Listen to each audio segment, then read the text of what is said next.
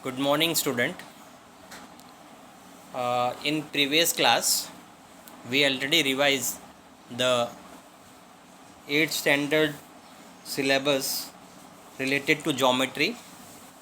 That is the chapter parallel lines and transversal. Then second chapter quadrilateral and third chapter congruence of triangle. So today we have to revise 3 more chapters which is in 8th standard, that is area, means how to find out the area of different types of triangles. Then second chapter, that is surface area and volume of different geometric figures. And third is a circle, the properties of chord and arc in circle. So in previous classes we already know that the definition of circle, then the topic related to circles, there's a radius, chord, arc, okay, diameter, all these concept we already learn in previous classes. Now only we have to revise these 3 chapters in short, and afterwards we start the actual syllabus of 9th standard from 1st July. So first of all, you all know that the chapters related to 9th standard, that is area is also related to 9th standard, surface area and volume is also related to 9th standard, and circle is also related to 9th standard. So only we have to revise here some basic concept of these chapters. So first we have to revise the area, chapter area in 8th standard. So what is the chapter now? See, area, 15th chapter is area. In this chapter we have to learn the different formulas to find out the area of different types of triangles. Means basically in this chapter we learn the formulas to find out the area of different triangles. So first we know that the triangles are having different size, different shape, the angles are different, means many types of triangles are there. Right angle triangle, equilateral triangle, acute angle triangle, right, obtuse angle triangle, these types of triangles are there. So how to find out the area of these type of triangles? So first the area of right angle triangle is half into base into height, we already know that. Then the area of quadrilateral also we know that. The different types of quadrilaterals are there: square, rectangle, parallelogram, trapezium, okay, rhombus. And how to find out the area of these chapters or these figures? Area of square is, we know, side square. Write down the formulas. Area of square is equal to side square. Area of right angle triangle is half into product of side making right angle, that is base into height. Okay, so these two important formulas are there. Then area of rectangle is equal to length into breadth. Area of rectangle is equal to length into breadth. And the fourth formula is area of triangle is equal to half into base into height. Okay, if base is given and height is given, then area of triangle is half into base, and if it is right angle triangle, then it is area of right angle triangle is equal to half into product of sides making right angle. Okay, so write down these formulas and learn these formulas first. Okay, so next, area of rhombus. Area of rhombus is equal to half into product of length of diagonals, that is half into d1 into d2. If the two diagonals are given, then you can find out the area of rhombus, that is half into product of length of diagonals. Area of rhombus is equal to half into d1 into d2. Okay, write down this formula. Area of trapezium. So area of trapezium is equal to half into sum of the lengths of parallel sides into height, means half into a plus b. A and b are the parallel lines. Half into a plus b into h. H is a height. So area of the trapezium is equal to half into a plus b into h. Okay, this is the formula for trapezium. Okay, we know the formula for square, rectangle, then right angle triangle, then rhombus, and then trapezium. Okay, only you have to remember these formulas again. Okay, so next, the area of triangle. Now I already told you different types of triangles are there. If all sides of a triangle is given, then how to find out the area of that triangle? Okay, if base and height is given, that half into base into height. If it is right angle triangle, then half into product of the sides making right angle. But all sides of a triangle is given, then you have to use this formula. This formula is called as Heron's formula, and this formula is area of triangle is equal to root s into bracket s minus a bracket close, in second bracket s minus b bracket close, in third s minus c bracket close. This is called as Heron's formula. Okay, to find out the area of triangle. Right, write down this one also. Now come to the next, area of parallelogram. Area of parallelogram is equal to base into height. Area of parallelogram is equal to base into height. If you want to write down this one, or take a screenshot of this. Okay, area of parallelogram base into height. Area of rhombus is equal to half into product of length of diagonals. Area of trapezium is equal to half into sum of the length of parallel side into height. And area of triangle having all sides is equal to root s into s minus a into s minus b into s minus c, where s is equal to a plus b plus c by 2. Semi-perimeter. S means semi-perimeter. If you add all the sides and divided by 2, then you get the semi-perimeter. That is called as S. So area of triangle is equal to root s into s minus a into s minus b into s minus c. Okay, these are the basic formula to find out the area of right angle, area of triangle, area of square, area of rectangle, area of parallelogram, area of rhombus, area of trapezium, and different types of triangles. Okay, first you write down these all formulas and learn the formulas perfectly. These formulas are useful in 9th standard also and 10th standard also. Okay, now come to the next. See, in 8th standard, by using all these formula, you have to find out the area of a structure. Okay, unregular structure is there. If unregular structure is given, then how to find out the area of that structure also we learn in 8th standard. Here in figure, one structure is given, that is PQRST. Okay, in this structure PQRST, different types of figures are there. Some triangles are there, some quadrilaterals are there, trapezium is there, rectangle is there. Okay, so using all the formula, you have to find out the area of this structure PQRS. Okay, so use different types of formula to different figures and find out the total area of this structure. Right, this is area, chapter area, and total 5 exercises are there in chapter area, and you have to learn all the formulas here. Okay, by using these formula, you can find out the area of any figure, any structure. Okay, now come to the next exercise, the next chapter, that is surface area and volume.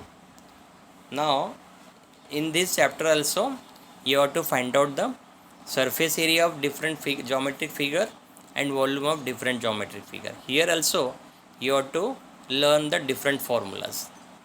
When you remember all the formulas, then and then only you can find out the area, surface area and volume of that figure. So which are the figures?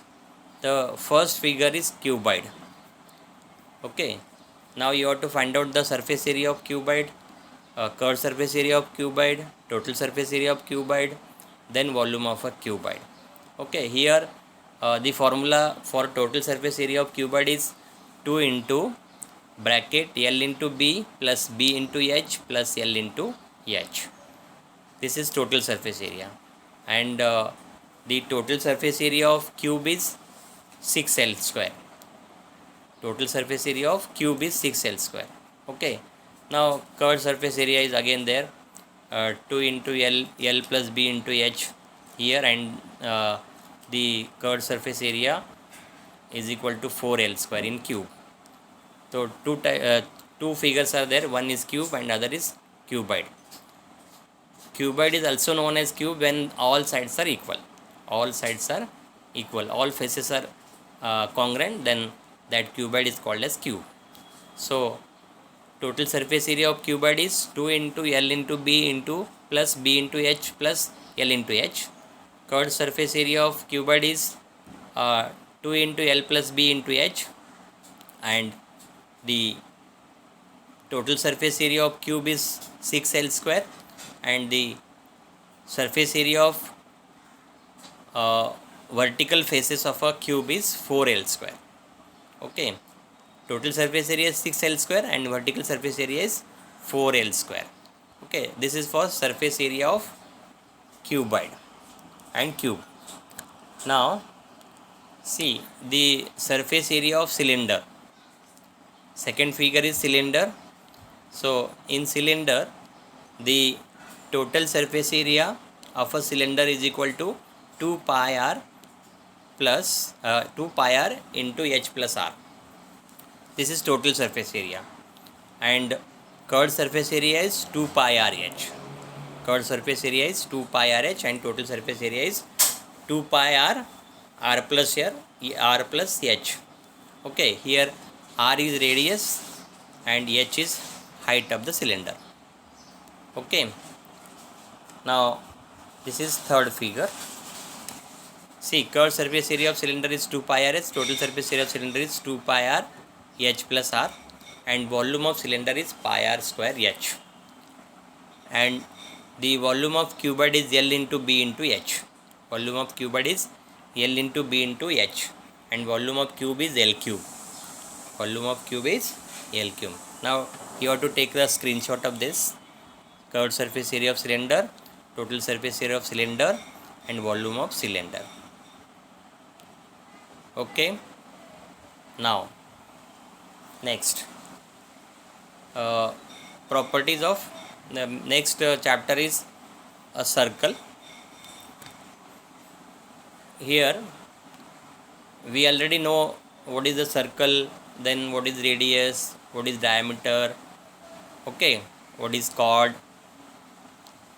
Here see, AP is a chord, AB is a chord, okay, and OP is perpendicular to AB. Now you have to learn the properties here, properties of chord of circle. When we draw a perpendicular from the center to the chord, it is always bisect the chord. When we draw the perpendicular on the chord from the center of the circle, it bisect the chord. Means here OP is a perpendicular to AB, then it divide AB as AP is equal to PB.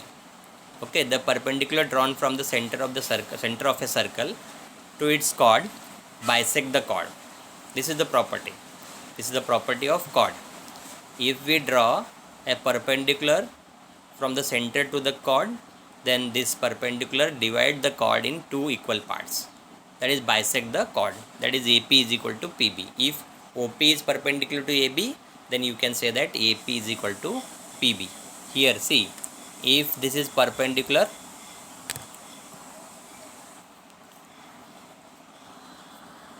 Here OP is a perpendicular, it means AP is equal to PB.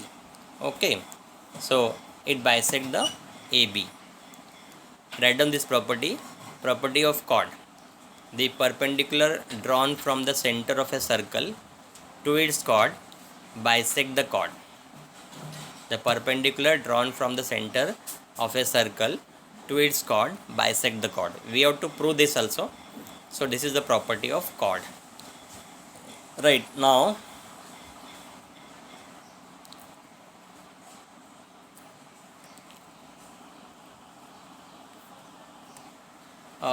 second property of the chord is the segment joining the center of a circle and midpoint of the chord is always perpendicular to the chord. This is converse of the property. This is converse property. The segment joining the center of the circle and the midpoint of the chord. If a line joining the center of the circle and midpoint of the chord, then this line is always perpendicular to the chord. This line is always perpendicular to the chord. Okay, so this is also a property, converse property. This is the converse of the first property.